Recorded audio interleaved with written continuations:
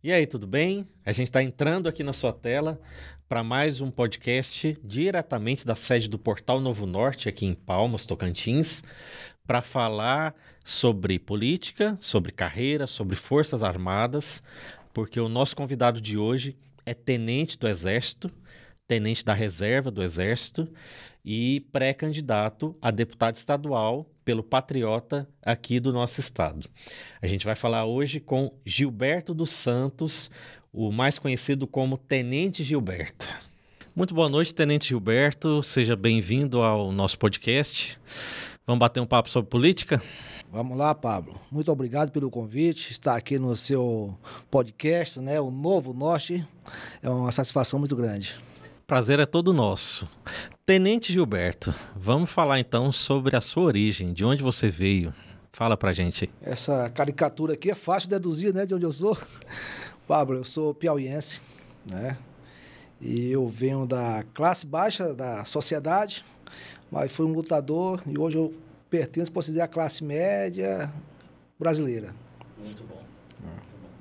Como é que foi a sua infância lá na sua cidade? Qual é a cidade que o senhor nasceu mesmo? Eu nasci em Guadalupe e fui criado em Floriano, Piauí. Muito bom. Conta um pouquinho, como é que foi a sua infância nessa cidade? Eu sou da família de 8 irmãos, né? E vendo a família pobre, a gente morava numa casa de quarto, sala, cozinha, banheiro rústico, mas assim, criado numa família de muito amor, mãe muito presente, pai também, e foi uma infância muito feliz, apesar da gente ter sido pobre. Pobre naquele sentido, almoço, café e janta, ainda tinha uma merendinha, então tava bom, né? Imagino que nessa época aquela região lá do Nordeste era bem mais sofrida do que hoje, né? Hoje é bem sofrida, mas nessa época era bem puxado. A gente tinha que estudar, Pablo, aí ia de bicicleta, andar 10 quilômetros de bicicleta, às vezes estrada de chão. A minha casa não tinha energia, até os 10 anos de idade eu lembro que minha casa não tinha energia elétrica. E é difícil, né? Mas você não dá conta das dificuldades, a dificuldade veio para a gente vencer. O nordestino é um forte. Exatamente. E como é que era a questão do apoio dos seus pais no estudo? Você teve esse apoio, estudou? Como é que foi essa questão aí, né, durante sua infância? Sim, eu estudei escola pública, né? Meu pai sempre foi incentivador. O meu pai era um grande leitor, apesar de não ter ensino médio completo, né, que é o segundo grau na época, mas era um grande leitor. E porque ele era técnico mecânico, tinha que ler até o certo livro em espanhol, às vezes alguma leitura em inglês. E ele gostava de leitura mesmo daquelas revistas lá de faroeste. Eu lembro, ele colecionava e lia bastante. Isso incentivava a gente. Ele viajava, como ele trabalhava em empresa grande, ele passava 2, 3 meses sem andar da minha casa. Mas vinha, passava uns tempo ali e voltava, porque era trabalhando pelo Brasil, Amazônia e outros locais. Bacana. E desde cedo o senhor tinha esse desejo de entrar nas Forças Armadas? Como é que surgiu isso? Coisa de menino pobre, né? A maioria vê nas Forças Armadas, além daquela coisa assim, de poder crescer na vida, fazer parte das Forças Armadas. Brincava muito com o negócio de revólver, faroeste, aquelas coisas. E um dia eu encontrei um panfleto. E eu alimentei esse sonho e depois, com uns 19 anos, eu entrei. Por meio de concurso, né? Eu entrei. E quando o senhor entrou, estava lá dentro, como é que foi esse primeiro choque, esse primeiro impacto, né? Porque deve ser algo bem diferente para um adolescente, para um jovem, né? Mudar um estilo de vida, entrar num sistema de disciplina, de ordem, né? Foi assim, eu não tive tanto impacto em relação à disciplina que tem no Exército, né? Que eu acho salutar, boa. Mas, assim, foi bom porque eu comecei a ter uma cama minha, guarda-roupa, coisa que eu não tinha até então, né? E as amizades, a rotina, para mim foi uma coisa bem-vinda, né? E um salário, né? Salário, né? Um salário. Bom demais. O senhor entrou nas Forças Armadas com quantos anos? Eu tinha 19 anos. Eu ia fazer 20, tinha 19 anos. Hoje em dia, as Forças Armadas ainda são uma boa opção de carreira para o jovem que está nessa faixa etária? Totalmente, totalmente. Para quem tem vocação, Pablo, eu acredito que... Inclusive, tem uma filha minha de 16 anos que vai fazer o concurso para tentar entrar na escola para oficiais agora, em setembro. Porque eu fui professor de colégio militar do Exército e ela foi minha aluna lá dentro do colégio militar, e ela viu toda aquela rotina e viu que não é nada daquilo que as pessoas às vezes, o exército é duro. Não, ela sente saudade, gostou e agora tenta a carreira militar. Não é para todos, né? A carreira militar, ela tem algumas características meio diferenciadas das demais, né? Tem, porque o exército, como se diz, é uma doação da pessoa também para a força. Porque quando você está no exército, não é como um empregado de outras empresas, que você tem horário. No exército você não tem horário. Você tem horário para entrar, para sair você não tem. E às vezes você é chamado para missão no sábado, no domingo, já perdi ano novo, com um jantar na mesa. Tinha um pagerzinho na época, você chegou a conhecer o pager? Sim, já conheci. Colocava ele na cintura, missão, você tinha que deixar tudo ali. E passava, às vezes, 15 dias fora cumprindo missão. O cidadão tem que ser vocacionado para isso mesmo, né? Não pode se zangar, porque diz assim, se você sabe que era assim, então pede para sair. Você fez um concurso público, não foi aquele alistamento que o jovem faz aos 18 anos, você fez um concurso público específico. Foi, concurso público específico, bem concorrido, mas não é difícil passar, que eu passei. E você faz o curso, hoje o curso dura 2 anos para sargentos, que eu fui para sargentos, para oficial dura para 4 anos a formação, e daí você segue a carreira, por mérito, né? Muito bom. E nesse período, né, o senhor falou já que perdeu algumas ocasiões festivas, né, por causa de missão. Conta aí uma missão assim bem diferente que o senhor já participou, que assim marcou e que o senhor lembra nessa carreira militar que o senhor viveu. Hoje o senhor está na reserva. Estou na reserva, desde 2018. Já atuou bastante em missões pelo Brasil, né? Rapaz, às vezes eu passo um filme assim, são tantas coisas, para a gente selecionar uma, aquele filme passa tão rápido que a gente não consegue selecionar uma, mas tem uma que me marcou bastante. Uma foi que eu estava uma vez distribuindo alimentos no interior do Pernambuco, aquela seca medonha, o povo passando muita fome, os caminhões de alimentos que a gente levava para distribuir para o povo, e não tinha o alimento vinha a granel, sabe, Pablo? E eu tinha que fazer uma medida, então eu mandei pegar uns baldes, eu pesei ali, enchi o balde cheio, dava mais ou menos 20 quilos, eu marcava. E distribuí para o povo, era feijão, farinha e arroz. Eu lembro de uma senhora que ela veio com um saquinho dela rasgado e estava vazando quando eu botei a farinha. E eu tinha um kitzinho, eu peguei a agulha e comecei a costurar o saco dela. E quando eu estava costurando aquele saco no meio da rua, o fotógrafo veio, sem me avisar, e tirou a foto. E hoje eu tenho essa foto. Aquilo me marcou bastante depois, que eu vi o tanto que eu sou útil. Muito bom. O Exército é realmente uma instituição que goza de muita credibilidade. O brasileiro confia muito no Exército, né? Pois é, e quantas vezes eu já entrei com água no pescoço para ajudar a socorrer as pessoas, às vezes até sem equipamento, correndo risco de me afogar, mas aquela coisa de servir é muito gratificante. As pessoas pensam que as Forças Armadas é para guerra. Não, eu nunca fui para combate nenhum de guerra, né? Aí mesmo quando eles vão para combate aqui, é para missões humanitárias, de acabar com as guerras. Mas eu participei muito de missão humanitária e socorrer as pessoas. Eu gostei de socorrer sempre no Brasil, porque eu acho que é melhor, mais gratificante. A gente hoje tem um presidente da República que já foi membro das Forças Armadas, né? Chegou ao posto de capitão. E por causa desse embate político, as próprias forças e seus membros sofrem muitos ataques, né? Da esquerda, às vezes da imprensa, que inventa histórias, que colocam coisas que geralmente não são exatamente como eles colocam, né? O senhor também já passou por isso, já vivenciou assim, algum tipo de ataque vindo em função da sua atuação como militar? Já. Inclusive, situações de universidade, né? As pessoas não aceitam o nosso ponto de vista, querem taxar a gente de uma maneira que a gente não é. Né? Tratar a gente de grosseiro, de isso, aquilo. E nós somos cidadãos normais, só que nós usamos uma farda, seguimos as leis como todos os cidadãos de bem, e não há nada diferente nisso. Mas a gente sofre esses ataques e às vezes as pessoas são muito incisivas e deixa a gente meio um pouco chateado, né? Mas eu quero dizer que a instituição, o fato de você usar farda, não isenta você de nada. Porque nós temos corrupção nas Forças Armadas? Temos sim. Agora é a minoria. E quando tem, o Exército apura e pune, expulsa, não quer nem saber. Né? Aí da imprensa, às vezes, pega um fato que aconteceu, mas ela não diz o resultado do fato. Ela diz se pegou um coronel, um sargento, seja quem for, o cara vai na hora ali e vai embora. né? Todos os segmentos, eles são uma fatia, uma parcela da sociedade, né? A sociedade brasileira tem corrupção, tem machismo, tem um monte de problema que, se você pega uma fatia dessa e bota dentro de uma instituição, fatalmente alguma parcela de algo ruim vai entrar também. Assim nas Forças Armadas, né? Na Polícia Civil, Militar, mas a postura da instituição com relação a isso que diferencia, né, do fato. Nós temos um regulamento disciplinar do Exército, porque ele tem 128 artigos. Nenhum outro órgão ou instituição tem isso. E tem lá, contrair dívida e não pagar. Você pode ser sancionado por isso. Contrair dívida além das suas possibilidades. Transgressão disciplinar. Se alguém reclamar, você é punido. Entendeu? Lá tinha muito tempo, quando a pessoa inventaram agora essa lei Maria da Penha, lá nosso regulamento diz o seguinte: brigar com a esposa, por exemplo, via público, você é sancionado. Que coisa. Está lá nosso regulamento, o regulamento disciplinar do Exército.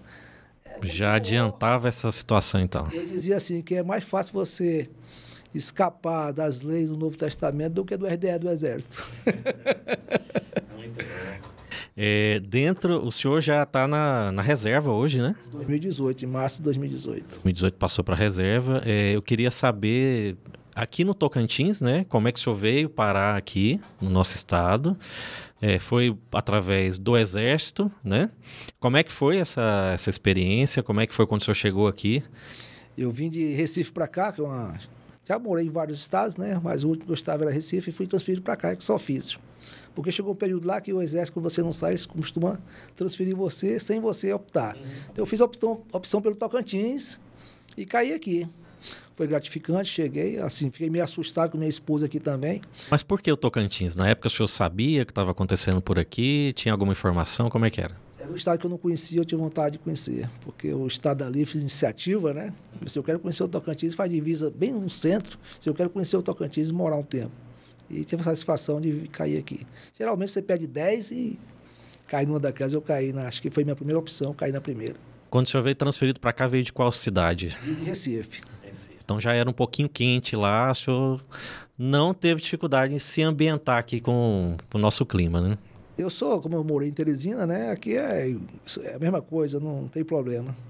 Eu sempre, assim, me adapto bem. E minha família também, ao clima. Morei no Mato Grosso do Sul, que oscila muito. É difícil se adaptar, mas adaptei também fácil ao clima. Bacana. O senhor tem na memória quais cidades o senhor já passou pelo Exército? Tenho Fortaleza, Garanhuns, Pernambuco, Recife, Campo Grande, Mato Grosso do Sul, Alta Floresta, no Mato Grosso. E aqui, que eu vim para cá, voltei para Recife de novo, voltei para cá. Bacana. Então, quem está assistindo a gente aí, se é de alguma dessas cidades e tem alguma ligação com as Forças Armadas aí, algum colega de farda do tenente, quiser comentar aqui nos comentários do YouTube, fica à vontade aí, quem sabe ele reencontrar algum companheiro aqui, né?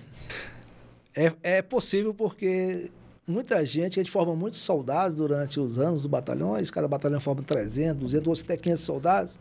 Quando você fica 4 anos na cidade, já passaram ali 2.000 soldados, 1.200. Então é fácil a gente se encontrar, reencontrar. Muito bom.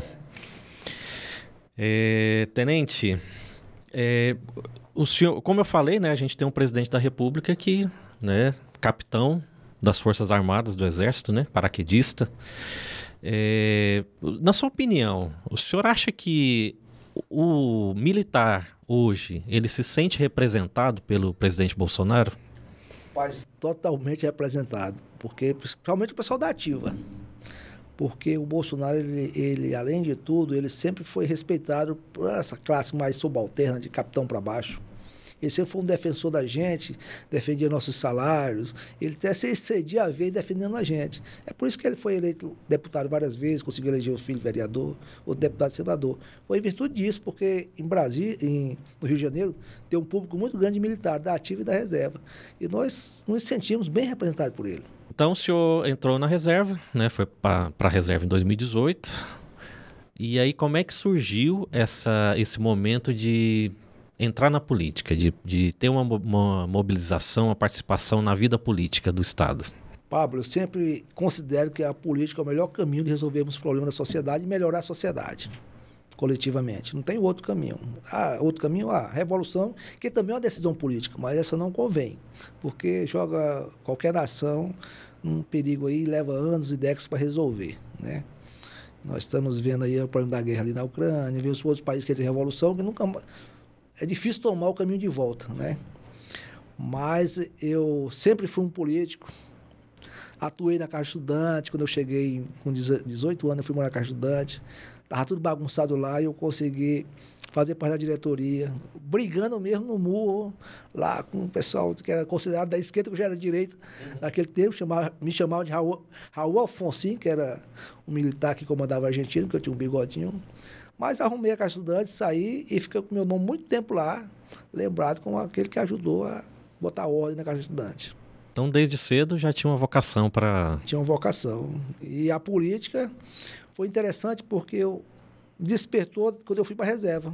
Eu saí lá de Recife em março e voltei para cá, transferido de volta. Que eu morei em 2013, 14, 15, 16. O Exército me transferiu de volta, que eu fui ser professor do Colégio Militar do Exército. Aliás, eu sou o único Tocantins aqui do Exército que foi professor do Colégio Militar do Exército. Sou cadastrado no Departamento de Ensino e Pesquisa do Exército, que chama-se DEPA. E eu falei para minha esposa, olha, eu vou entrar na política. E ela disse, como? Tá. Aí um dia eu estava procurando o do PSL, que o PSL era do Partido de Direita, e não achei. E eu passei uma mensagem para o Bebiano, lembra aquele Bebiano que faleceu? E ele me respondeu. Ele dizia que era em tal prédio, mas tinha mudado, que ele não sabia mais, que ele não era mais... Ele foi do PSL, né? Sim. Aí, mais onde eu passei, vi o nome lá, PSL, que é o presidente, é o Antônio Jorge, que foi deputado aqui, uma boa pessoa, posso considerar até meu amigo hoje. Aí, rapaz, eu entrei na reunião lá, fui para deixei minha esposa em casa, voltei na reunião dele. Era pré-reunião de convenção. Eu entrei na sala e pedi o microfone, ele cedeu e disse que queria ser candidato. Fez uma celeuma ali, mas o Antônio Jorge foi muito respeitoso comigo, não mandou eu sair, que deveria ter mandado eu sair, mas me recebeu, deixou lá e terminei saindo candidato a deputado estadual. Isso em 2018? 2018. Quantos votos? Eu tive 3.480 votos. Foi uma candidatura, assim, na força e da vontade, porque eu sozinho era tudo, mas foi muito gratificante que eu teve esses meus votos, foram votos das pessoas que querem mudança, das pessoas fiéis, que eu gastei R$9.000 do meu bolso, acho que 9 foi 10, mas R$1.000 que eu recebi do fundo partidário. Foi esse valor que eu utilizei, ainda paguei advogado com esse valor e o contador.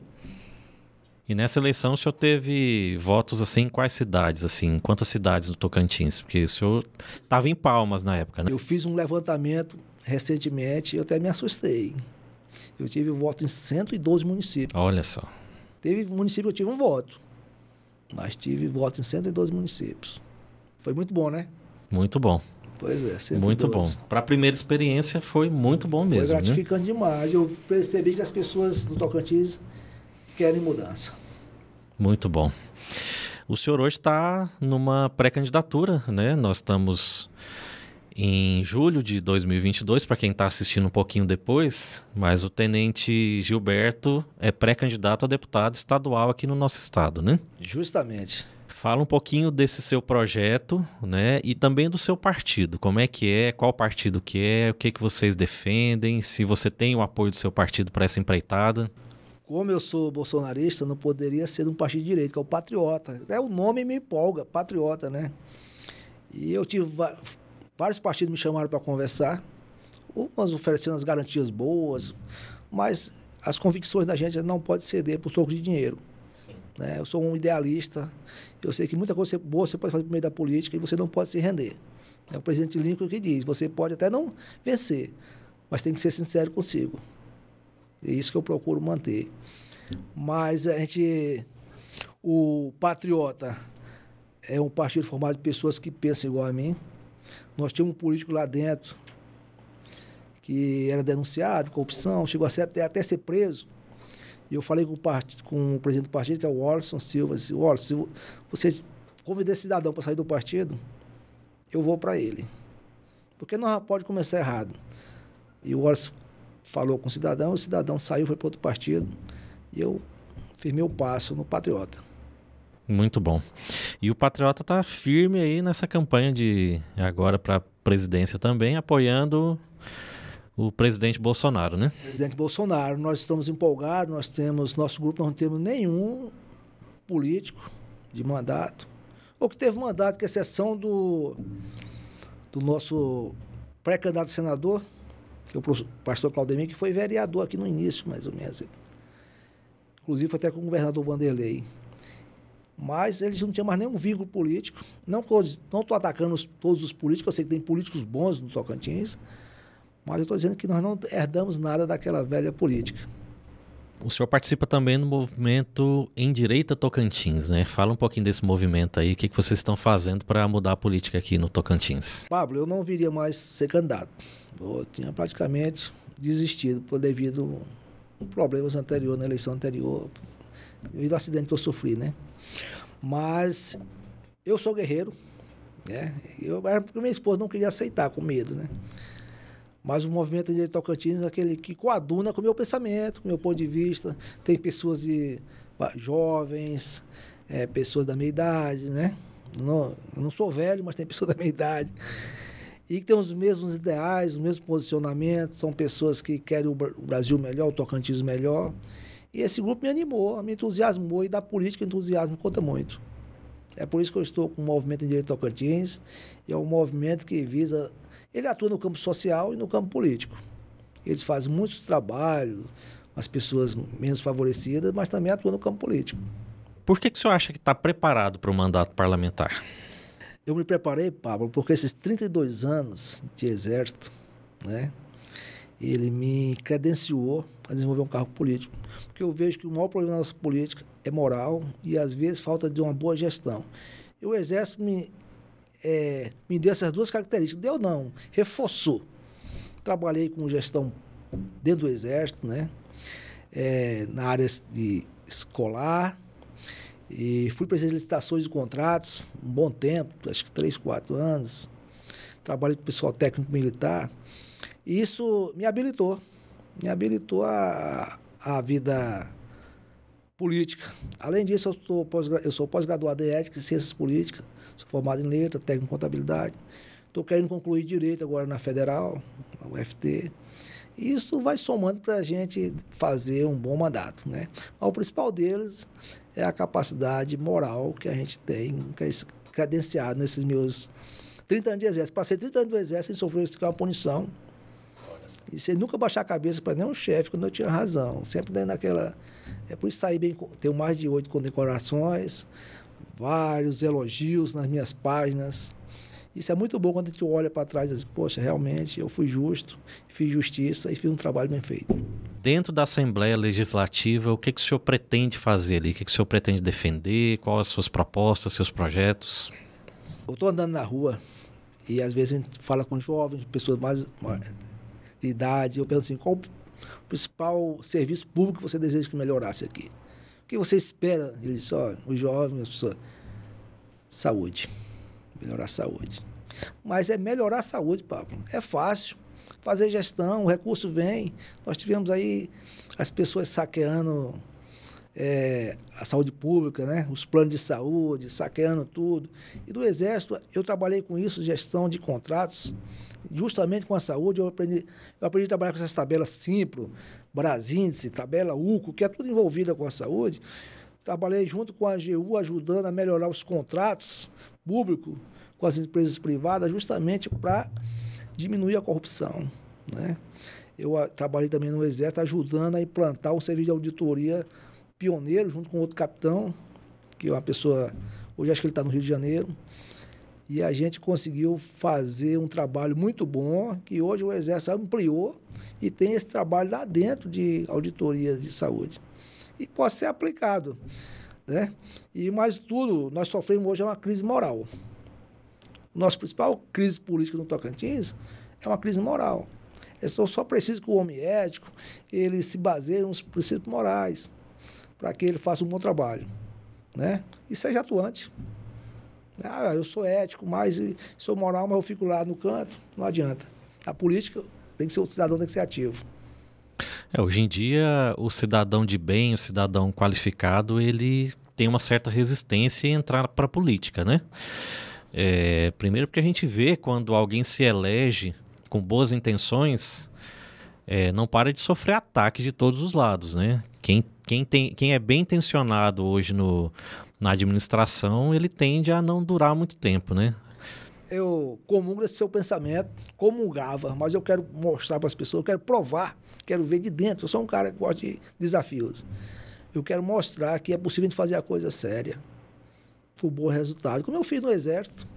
Claro, eu trabalhei com muito dinheiro no Exército, licitações, e dá para a gente ver que dá para fazer o correto, sem se prostituir, sem ceder, né? Dá para a gente fazer, é só querer. Né? E o temor das pessoas é ser atacada. Pessoal, eu sou um combatente de infantaria, né? Situações de perigo eu já passei muito na minha vida, né? Não é mais uma situação dentro de uma assembleia que vai me afrontar. Ameaça eu vou sofrer? Tenho certeza, mas estou preparado para isso. O senhor é um combatente, né? O senhor gosta de infantaria, gosta do combate, foi preparado para isso. E em 2020 o senhor teve uma disputa, né, aqui em Palmas. O senhor foi candidato a vice-prefeito. 2020, isso mesmo. E o resultado da eleição foi um pouco inesperado, né? Foi traumático. Traumático e inesperado. Traumático porque o senhor teve um acidente, né? A gente vai falar dele. Inesperado porque, devido ao grande número de candidatos com bom potencial, o voto se fragmentou muito e acabou que a prefeita que hoje exerce o mandato, que foi eleita, né, legitimamente, né, mas ela não foi eleita com aquela maioria que a gente costuma ver nas eleições, né? Fala um pouquinho aí dessa experiência em 2020. O que o senhor acha que aconteceu para dar esse resultado na época?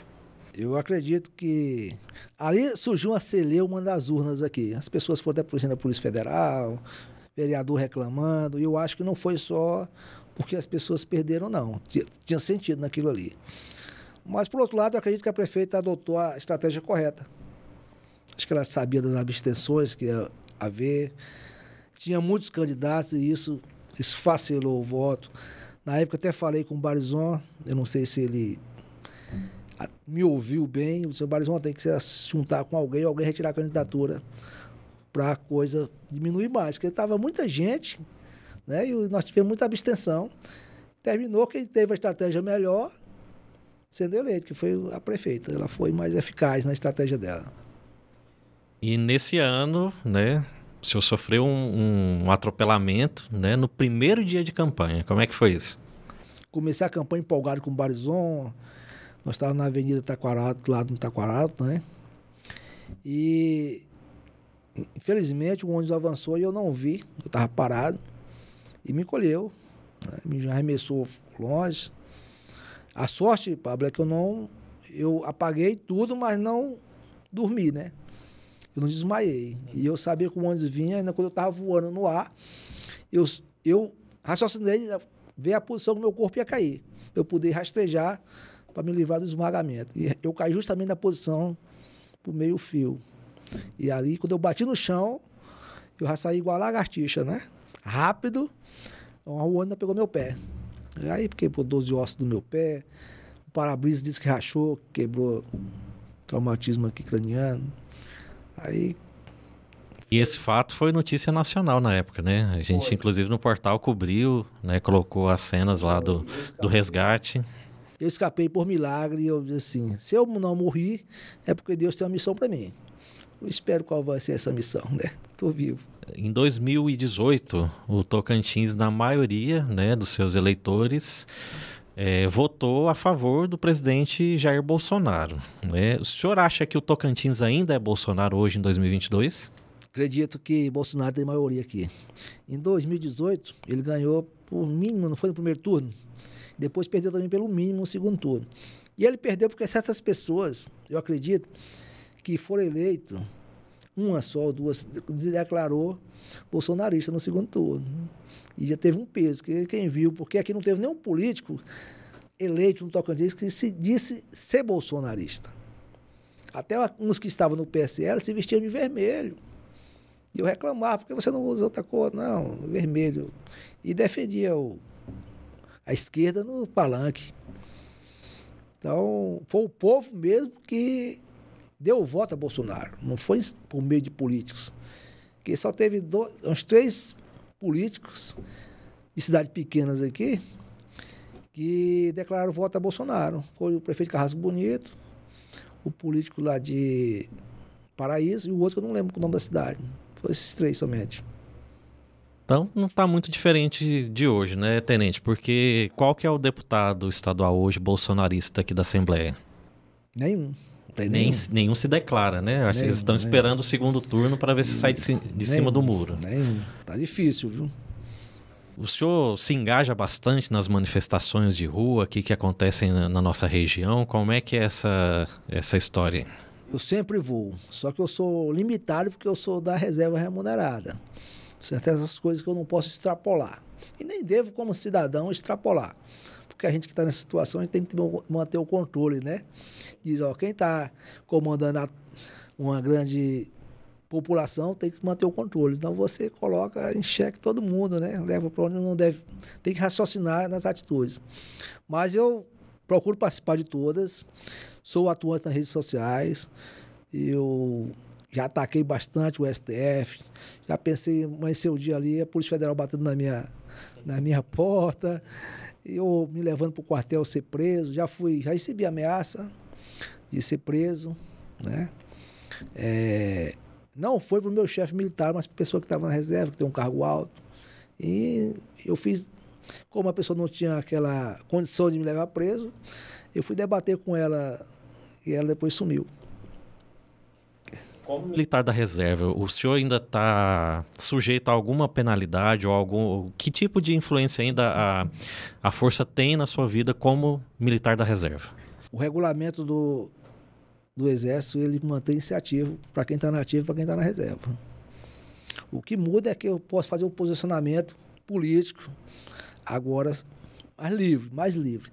Mas tem ainda, não é tão livre assim, mas aquelas coisas que estão enquadradas em lei, que eu não posso fazer injúria, difamação, calúnia, isso aí, como está na lei penal, também está no... E não posso me levantar contra os meus chefes, né?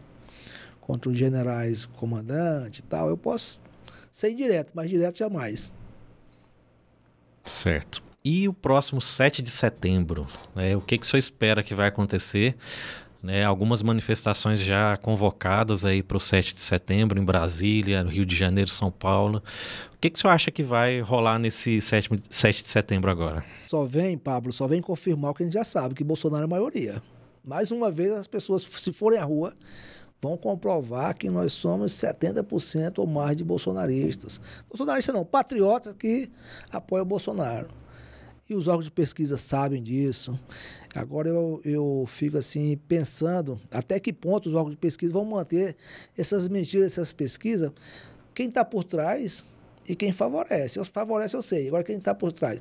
Eu fico preocupado de saber quem está por trás atuando no TSE, no STF e nessas pesquisas. Eu sei mais ou menos quem é, eu não quero me prontificar aqui, porque o cara, assim, é muito inteligente, é um bom estrategista, mas tem gente por trás.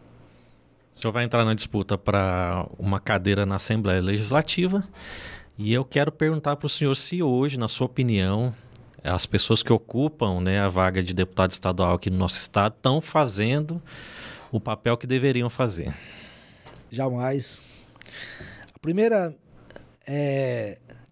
missão, função de um parlamentar é fiscalizar o executivo. Eu digo, porque leis, você pouco faz leis, né? O que eles têm mais feito leis aqui são leis que são barradas logo no TJ. Aprovaram agora recentemente, né? Passou uma lei dos deputados aprovando porte de arma para o pessoal da iniciativa privada. E eles sabem, eles têm certeza que eles não podem legislar sobre isso, mas fizeram isso para enganar essa classe e levaram o governador a sancionar, não sei porque o governador sancionou, porque ele tem assessoria jurídica para isso, mas para enganar. E eu fui lá e fiz um vídeo, olha, vocês estão sendo enganados, os deputados estão sendo irresponsáveis, eles não podem legislar sobre isso. E como eles legislaram sobre outras coisas, sobre contratos, reduzindo mensalidade de escola, que também morreu no TJ. E muitas coisas que eles fazem. Então, legislar eles não legislam. E fiscalizar não fiscalizam. Para que eles servem, então? Para dar gasto ao erário. Só isso, né? Para dar gasto ao erário. Ainda sobre a Assembleia, né, a gente estava tendo um processo de impeachment aí, de repente tudo parou por causa da renúncia do ex-governador Carlesse, né? O que você acha que aconteceu aí nesse episódio, hein? Rapaz, para mim é como as pessoas acham que houve um grande acordão. Ou um acordão daquele negócio debaixo dos panos ali. Olha, não, vamos negociar tudo, não vamos te mandar embora e você vai se tornar elegível, né? É tanto que já tem alguns deputados apoiando Carlesse. Então, que pessoas são essas que defendem alguém que eles sabem que cometeu crime, né? Porque o Carlesse seria cassado. Você sabe, estava bem materializado os crimes, né? Inclusive, foi o motivo que ele renunciou. Se ele não tivesse materializado, ele não teria renunciado, ele teria enfrentado a Assembleia, coisa que ele não fez. Então, todos reprovados. Nós estamos já há 3 anos e meio, né, de governo Bolsonaro e queria saber por que o senhor ainda é Bolsonaro hoje, né? O que te leva ainda a defender a bandeira do nosso presidente? Eu levo a apoiar Bolsonaro porque desde muito tempo eu sou contra o socialismo gramscista, que é a linha que segue o PT, né? O PSDB segue a linha socialista fabianista, o PSB segue outra linha, e os partidos de esquerda, cada um segue uma linha ou a mesma linha. E é uma maneira da gente não deixar o Brasil entrar no socialismo. E Bolsonaro foi a pedra no meio do caminho da esquerda. Eles estavam contando implantar o socialismo já do governo Dilma, de fato, né?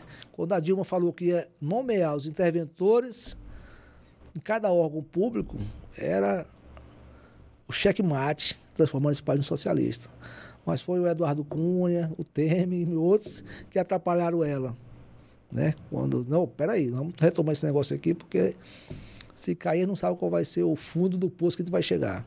É por isso que eu apoio o Bolsonaro, porque é o único caminho de a gente reverter a situação do país, aquele lema ordem e progresso. É por isso que eu apoio ele.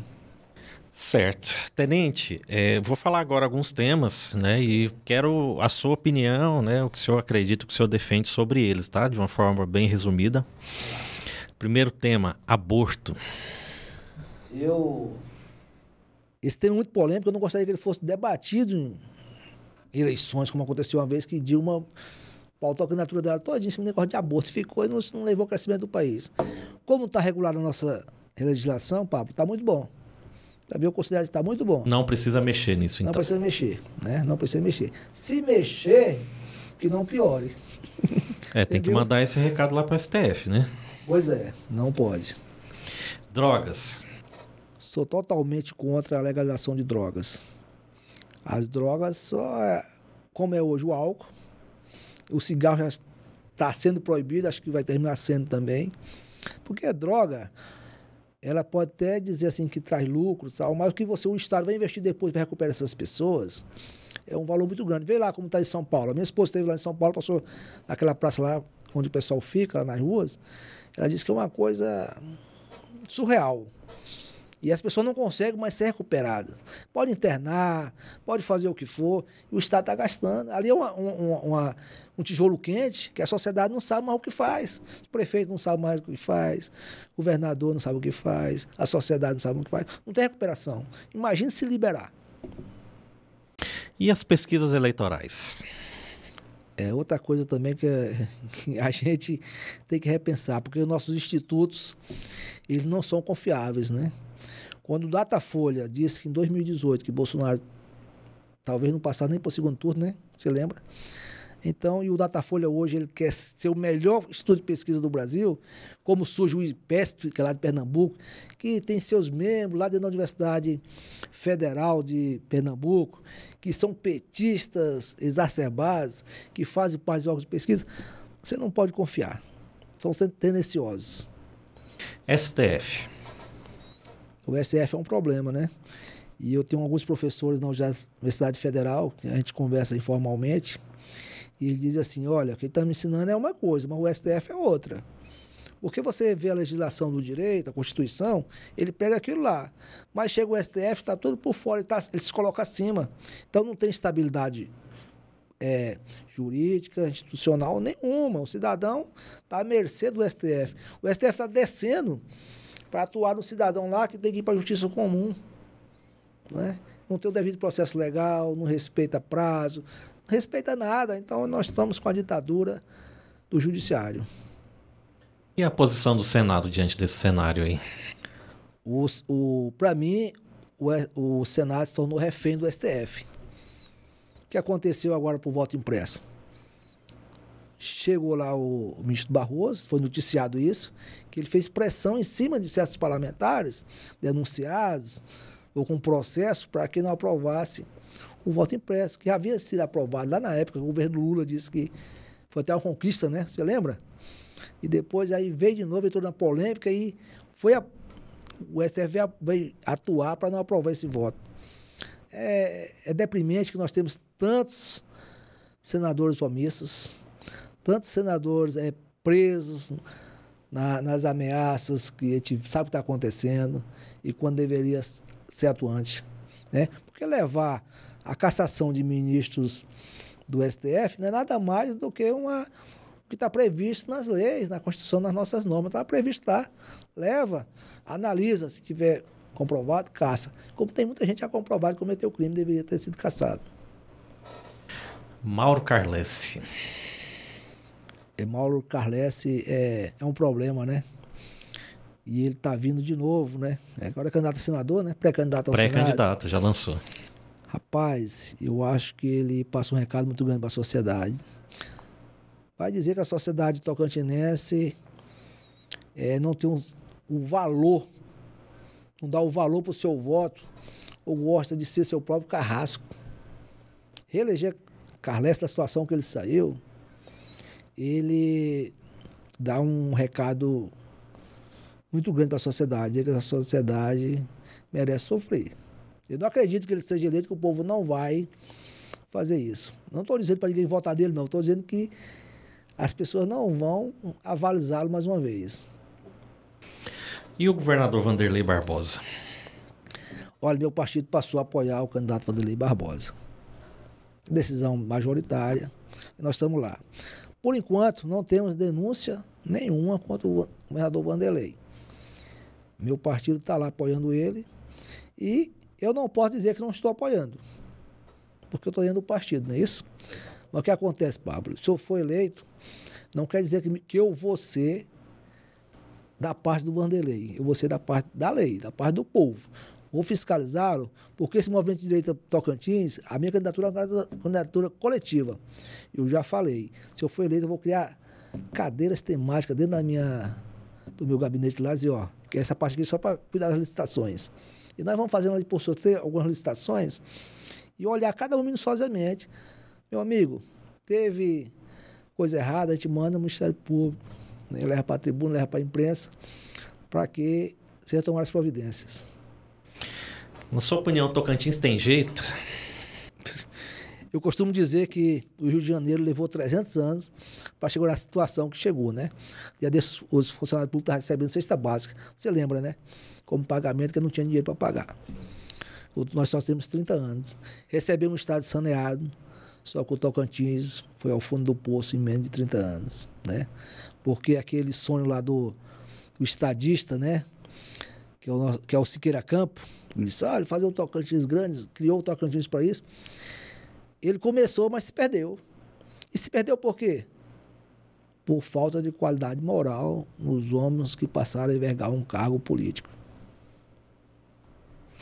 E Piqui? Qual que é a sua relação com essa iguaria aqui da nossa região? Você sabia que o Piqui também tem lá no Piauí? Sério? Tem. E o Piqui, eu comi o Piqui desde pequeno. Desde pequeno eu comi o Piqui. Só que eu acho o Piqui do Tocantins mais gostoso. Eu também acho. Também acho. Eu sou de Goiânia, mas eu acho que daqui realmente é melhor. A minha esposa não conhecia Piqui, conheceu com meu avô, já depois casada comigo. E ela é a consumidora nata de Piqui. Para ela, às vezes ela come 20, 30 Piqui sozinha. É complicada a relação onde um gosta e o outro não gosta, né? Vai ter conflito. Mas ela gosta também. Que bom. E o Jalapão, o senhor conhece a região? Não conheço. O Jalapão, eu digo que eu não fui conhecer o Jalapão porque eu considerava um valor muito alto para gastar, para ir. Às vezes eu fui ver que ir para o litoral do Piauí saía mais em conta do que ir para o Jalapão. Mas hoje os preços estão mais reduzidos, é outra realidade. Inclusive, quem quiser acessar o site aí depois, eu posso passar até os dados de algumas pensões lá, porque tem um preço bem em conta, e eu pretendo ir urgente. Nós temos um potencial turístico muito grande no Tocantins, inexplorado. Nós sabemos que Portugal, que é menor que o Tocantins, com 10 milhões de habitantes, vive praticamente do turismo. E é um período muito grande de frio, que não tem turismo, e há um pequeno período de calor que atrai o turista. E ele vive praticamente daquilo. Então, nós temos uma potencialidade que é só o ano todo, riquezas exuberantes, inexploradas, que nós podemos gerar emprego, porque é o setor de serviços que gera mais emprego nesse país, né? E nós podemos, falta só políticas públicas voltadas para isso, incentivos, né? O governo pode fazer muito bem isso. Muito bem, para a gente finalizar, Tenente, vamos falar sobre a disputa do momento, né? Vamos lá. Bolsonaro versus Lula. O que o senhor tem a dizer sobre essa disputa aí e o que está em jogo nesse momento? O que está em jogo é o futuro da nação. Não tem dúvida. Que país nós queremos? Que país teremos? É isso que está em jogo. Porque se o PT voltar, Lula não vai errar no seu projeto de socialização deste país. Aí vem inseguridade da propriedade, desarmamento da população, falta de dinheiro, né? Primeira coisa, você está vendo hoje que a Venezuela doou 10 mil quilômetros quadrados de terras para o Irã. Então, acabou o dinheiro da população, hoje estão começando a vender o país. E acontece isso em todos os países que adotam o socialismo ou o comunismo. O comunismo não existe, mas o socialismo, né? E o Brasil caminha para essa linha aí, e é por isso que a gente tem que voltar a reeleger o presidente Bolsonaro, né? Nós vemos as pessoas aí, 20% da população, defender abertamente Lula, mas eu acho que essas pessoas elas não estão raciocinando, elas estão sendo inconsequentes. Né? Estão sendo inconsequentes. E a coisa é tão assim, bem arrumada que está acontecendo um festival de inverno agora lá em Pernambuco, na cidade de Garanhuns, que minha esposa é de lá. Que é uma cidade que Lula se considera que é de lá, mas ele é um povoado, que hoje é cidade. E está tendo um festival lá de música. O governo do estado do PSB investiu mais de 28 milhões nesse festival.